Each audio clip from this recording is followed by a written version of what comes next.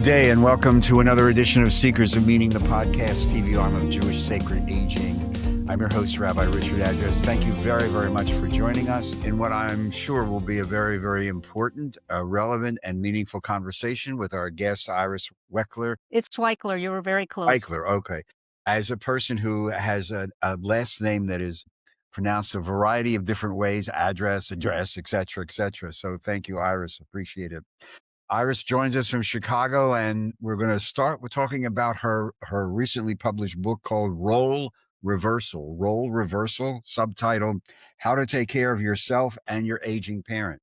So, how you doing, Iris? How's Chicago today? Chicago's great. I'm really, really glad to be here with you to talk about your passion of caregiving and mine as well. And I think we'll learn a lot from each other and hopefully help your followers. Well, thank you for joining us. Really, the caregiving issue remains at the top of the list of all the stuff we do at Jewish Sacred Aging, because so many people are or have been or will be caregivers, especially as we live longer. And the multi-generational aspect of it is just unbelievably important and meaningful. And that's why books such as yourself, let's get this out of the way. Role Reversal, How to Take Care of Yourself, Your Aging Parent. One can get that from? You can get it Amazon or a local bookstore. All you have to do is walk in and order it, and Amazon carries it so they can be got there. Why the title? What's with the title Role Reversal?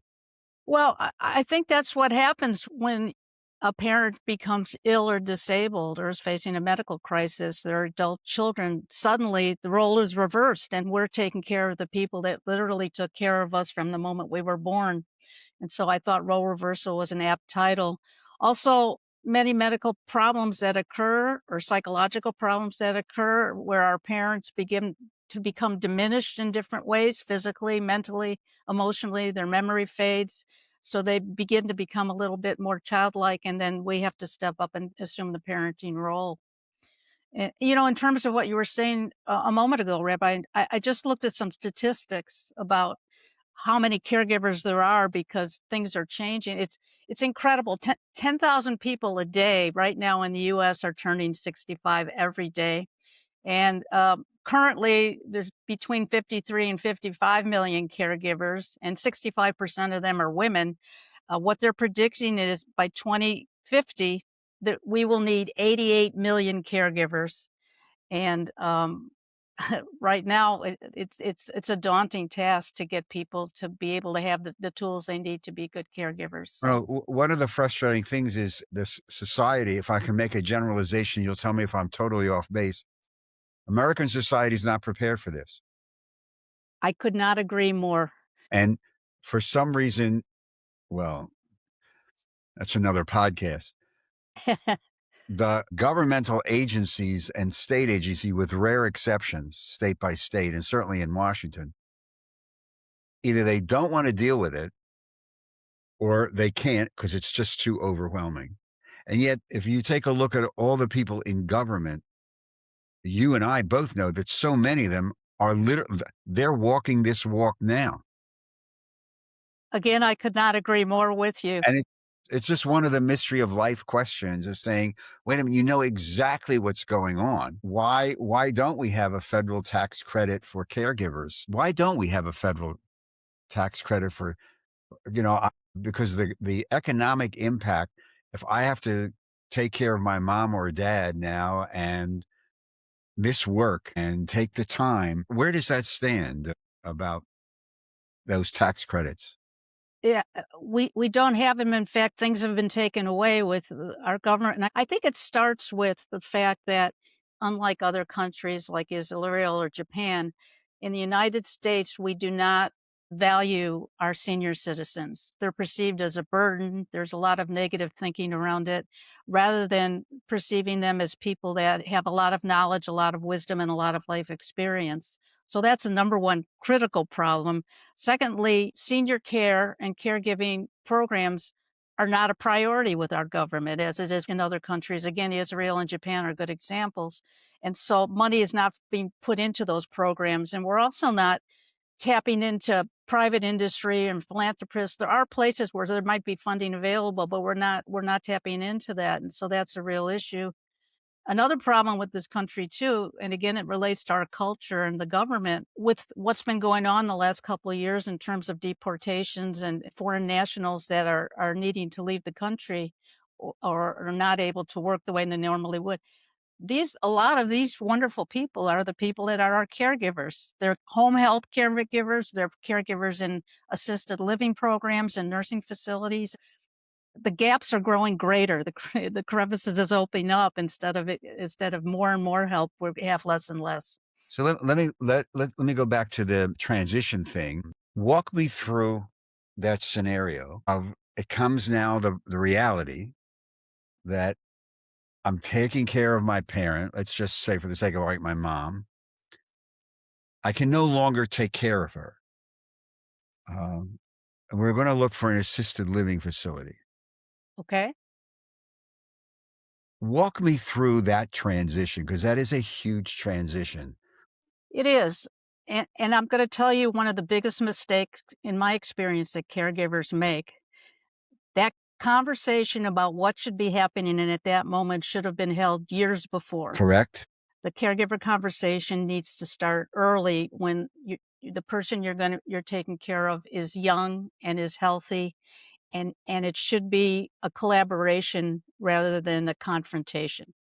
So one of the greatest gifts parents can give their adult children is to sit down and say, "This is what I want to happen." So as a potential caregiver, and I've had this conversation with my 26-year-old daughter, as an adult child of an aging person, I would say, sit down and say, I've been thinking about you. I love you. I care about you. I want to know as you get older, God forbid a crisis should happen, well, how do you perceive yourself aging in place? And that means, do you want to stay at home? Do you want to have a family member take care of you? Would you be open to having non-family members, healthcare specialists take care of you? Would you be open if you needed more specific medical care? Would you be open to an assisted living program or a nursing home if you needed more care? So that's the first thing I would say. You start before that crisis, because when you're in crisis mode, you make hasty decisions and they're not always good. Back to your question about assisted living. I was caregiver for my mom and my dad. What I did was, I did some research about what my dad wanted. My mom got sick very early, and we could not have this conversation. And so my father and I made sure that we did, and I was his primary caregiver. So I, on my own, researched which assisted living programs in the area were good ones for him, meaning they had good quality care, they had programs for him. It was an area where he could get out and walk around. It's by the lake, so he could get out because he liked to exercise. They had an exercise program. He was a World War II vet, so I wanted to make sure there was a place he could go where there were other veterans. Food was the most important thing in his life. Family, number one, food, number two. What I arranged was I narrowed it down to 2 places, and I arranged for us to have a meal at both of those places. Right. We met the chef, the head cook there, because food was so important, and I also arranged to have some World War II veterans that were living there meet with him so that he could get a flavor for the place, and while we were dining in the place, I talked to other family members and residents that were there to get their experience and what they liked and didn't like about the places. Again, this was all in collaboration with my dad, and then I said to him, "Which of these places do you feel most comfortable?" So I would say go to the places that are potential, narrow them down, find out what specifically your loved one is looking for. Is socialization a huge thing for them? Then are there a lot of social programs? Do they have places, transportation? Do they, whatever the needs are for your individual, and what kind of help is available? By definition, assisted living means there's someone there 24 hours, and many places have more advanced care as medical problems increase or people age, where there may be a memory care unit there. There may be a unit where you can have a caregiver with you. And so it goes up. And so you want to be specific and know what's available in each program. For my father, there were call lights. There was a something he could pull in the event that he fell. And he did fall one night at midnight. But there was someone that came right to check on him and was there and called me. So those are important questions to ask. what's the range of programming available? And of course, you want to find out about costs because sadly, Medicare in this country is not going to cover the cost for that. That's out of pocket. Right. There is this mythology. I talk to people, in our work, and there is this mythology that Medicare will cover, everything or most of it. And when you say, really better check that out because you're going to be writing a lot of checks. And it really True. shocks people. It's like when you bring in somebody for home health care and the fact that you usually have to write those checks to whatever organization. So, what do we call the economics of aging? Yes. There's a lot of sticker shock. You say, well, how much is if I want to go into an assisted living or the buy-in to a continuing care retirement community, a CCRC, and they sit down and they say, this is what their basic assisted living room is going to cost. It's not going to cost $300 a month. No. No.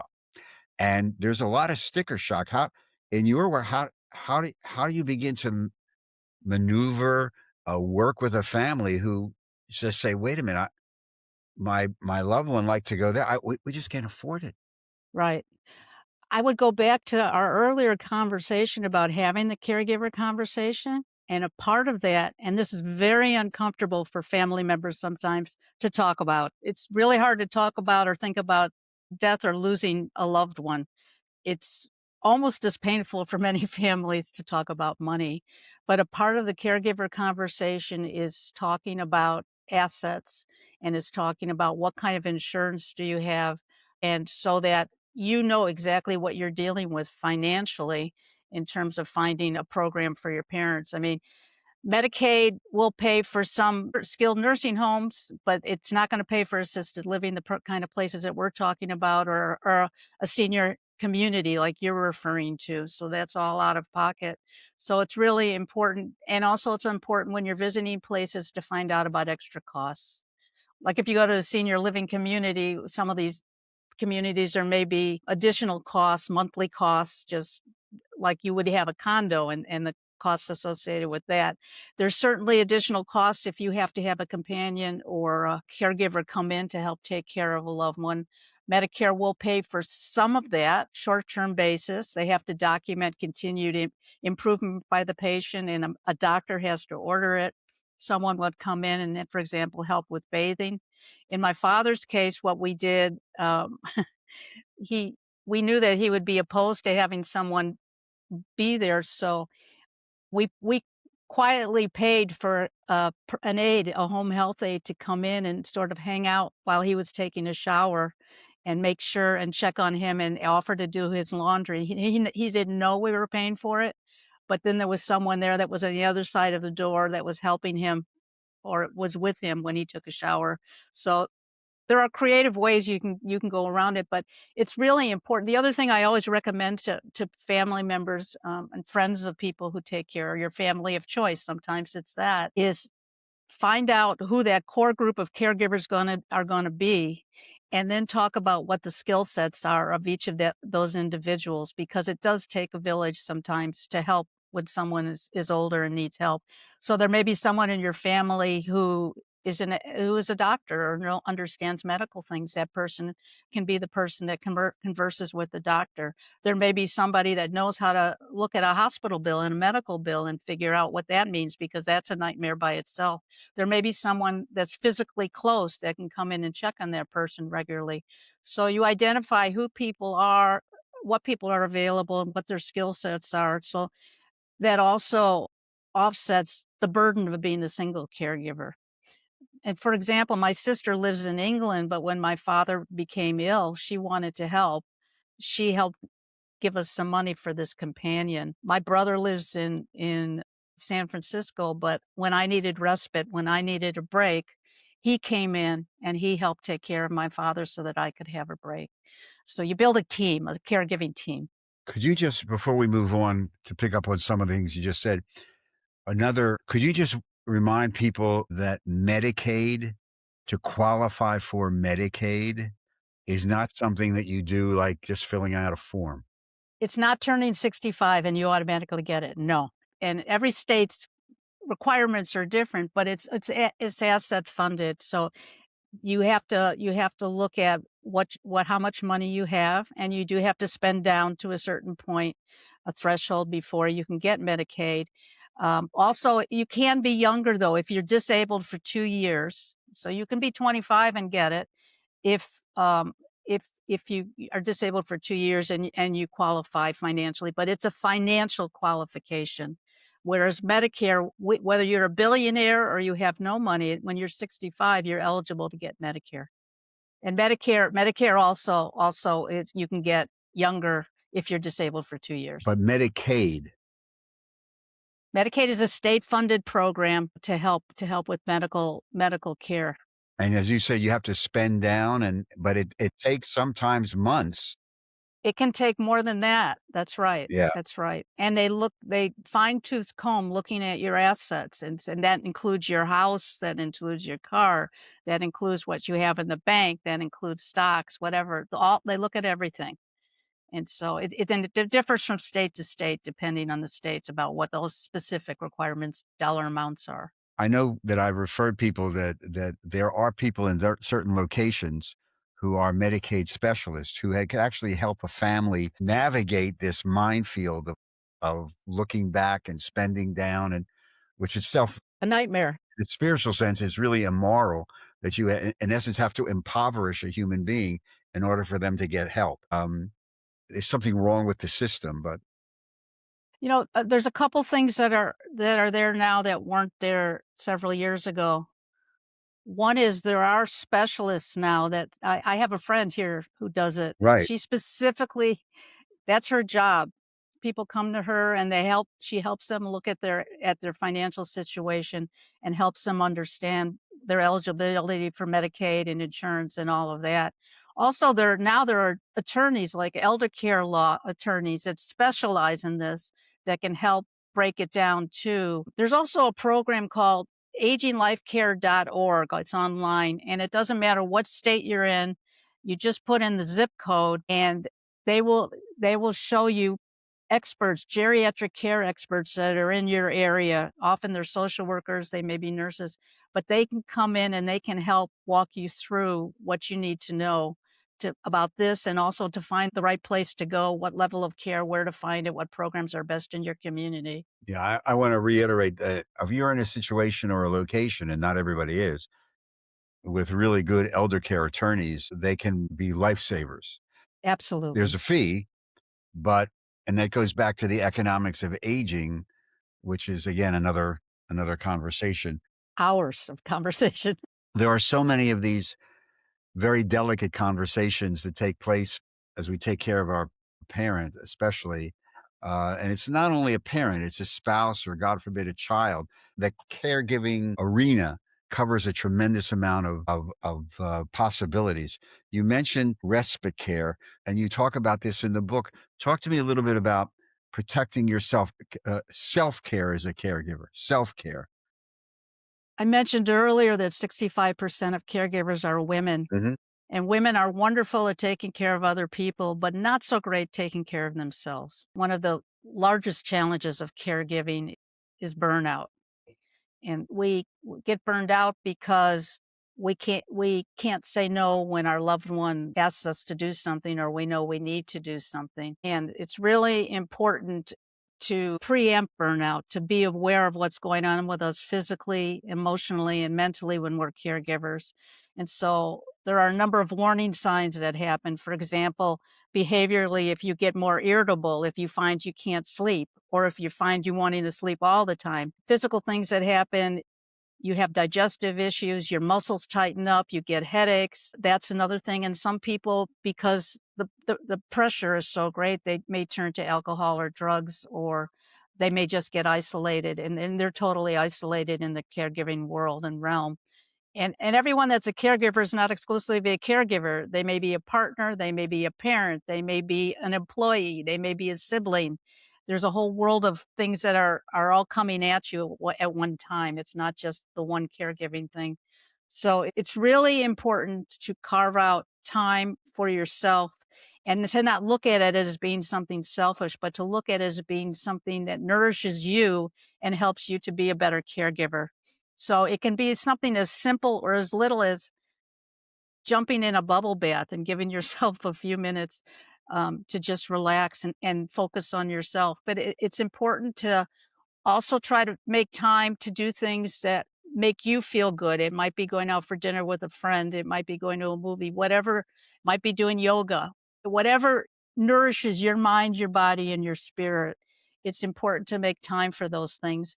And for people that can't get out or don't have anyone to come help them, the internet is a wonderful place. There are chat rooms 24 hours a day with other caregivers, and I think caregiving can be a really isolating, overwhelming thing. And so that's another place to go to talk to other caregivers so that what you're feeling is something that you understand is not only yours, that it's normal to have feelings of frustration or anxiety or anger or helplessness or hopelessness. So chat rooms are a great place, and there's all kinds of the National Family Caregiver Alliance is a place with a chat room.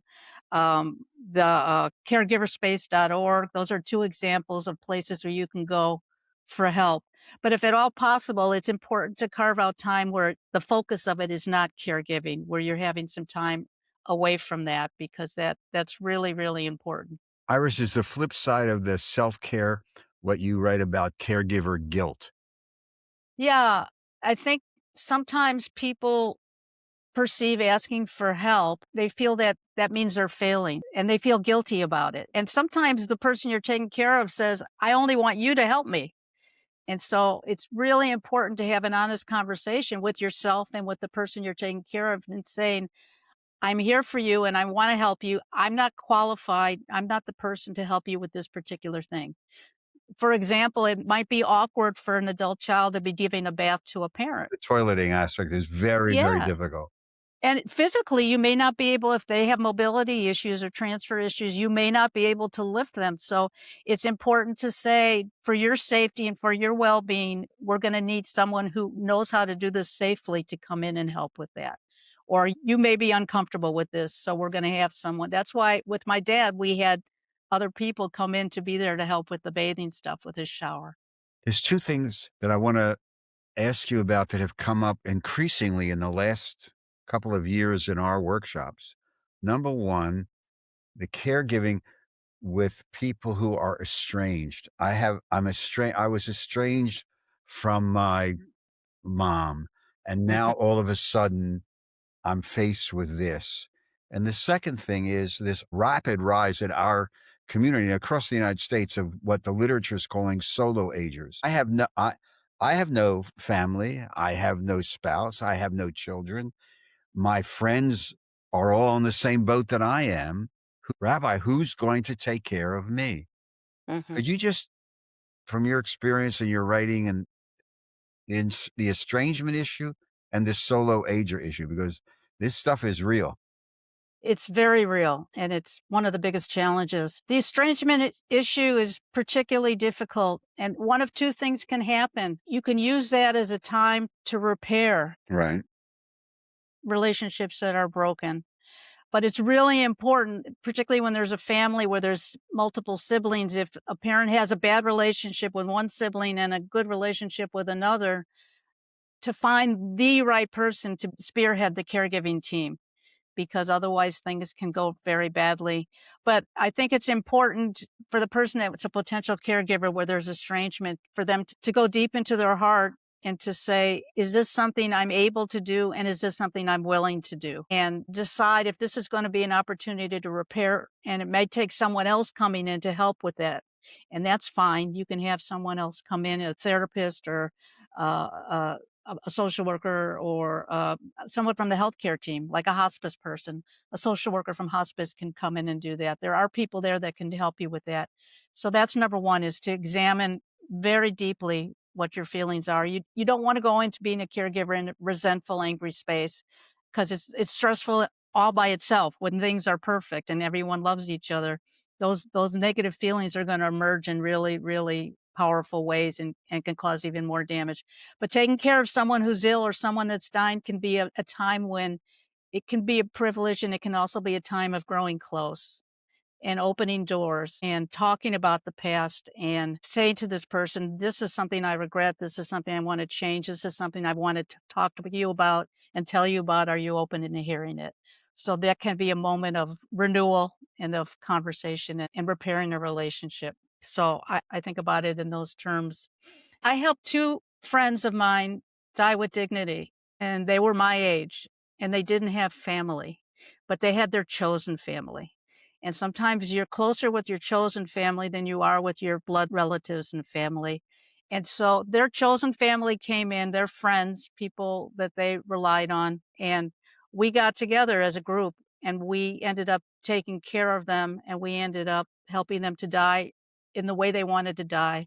And so many of us have chosen family. We have friends or we have people that we call aunt or uncle when they're not really our aunt or uncle.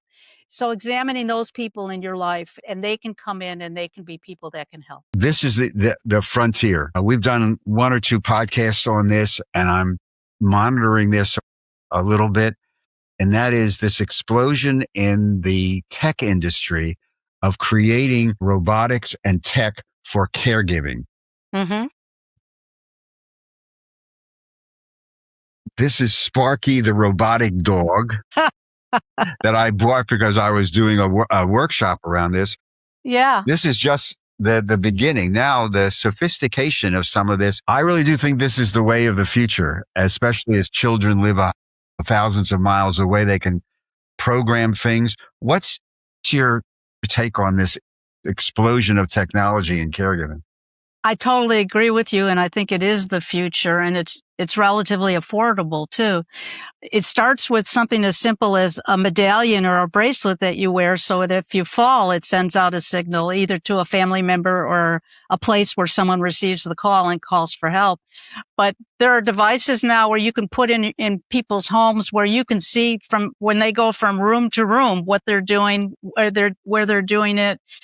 There's all kinds of monitoring devices and things, and they're getting more sophisticated so that if you know what your parents' habits are and they're in bed till 10:30 and you know they don't sleep late, because you have devices around their home that show their movement, then you know that something's wrong and you can have someone check on them. I think we're going to continue to rely on technology. There are those service dogs you're talking about. And I saw a show this morning about robots that come into your home. Yes, that's right. And wash your dishes and can get you your food out of the fridge. And I think that's going to be in the future, but I think that it's coming. And I think we're going to need to rely on them because, as you said, we're so spread out right now. Our families are not right next door to us like they used to be. And so we're going to have to figure out how to adjust to that. Iris, thank you very, very much. If somebody wanted to connect with you and talk to you about doing some teaching and stuff, how do they get in touch with you? Well, I'm just launching a new website I've been sort of spread out. So everything's going to be there. My new book is called Burned Out. So burnedoutbook.com is going to be a really good place to reach me. And then I can respond to anything that people send there. Also, right now, I'm currently posting articles Monday through Friday about caregiving on my Facebook page and on Twitter. And so my Facebook page is facebook.com/role reversal 1. Role reversal. Yeah. And I've been doing this for years. So there's a wealth of information there. My Twitter page is twitter.com/Iris, IRISUAICHLER. Okay. Lots of ways to connect. Yes. Iris, thank you very, very much. This is, it's been a pleasure. Just the beginning. There's just so much, but I really thank you for just giving us another great introduction to what so many of our families and the people who are watching and listening they're living it every day. Absolutely. So continued good luck with everything with the new book, Burned Out. Is that the name of the new book, Burned Out? Yes. Yeah. Burned Out. And just stay healthy. And you as well, Rabbi. Thanks for all the great work you do. To all of you, thank you again for joining us on today's edition of The Seekers of Meaning, the podcast TV arm of Jewish Sacred Aging. If you have a comment or a concern or suggestion for future programming, just email me at rabbiaddress@jewishsacredaging.com. Use the same email if you or your organization would like to sponsor some of our podcasts. If you'd like to support our work as well, you can go to the website, jewishsacredaging.com, and there's a very conveniently located donate button. Just follow the prompts. It's real simple. Seekers of Meaning is recorded at the broadcast centers of Lubetkin Media in beautiful today, Cherry Hill, New Jersey. And a big shout out to our genius producer, Steve Lubetkin. And to all of you, until we see each other again on the next Seekers of Meaning, take care of yourself, stay healthy, stay safe, and most of all, be kind to one another. Shalom. Thank you.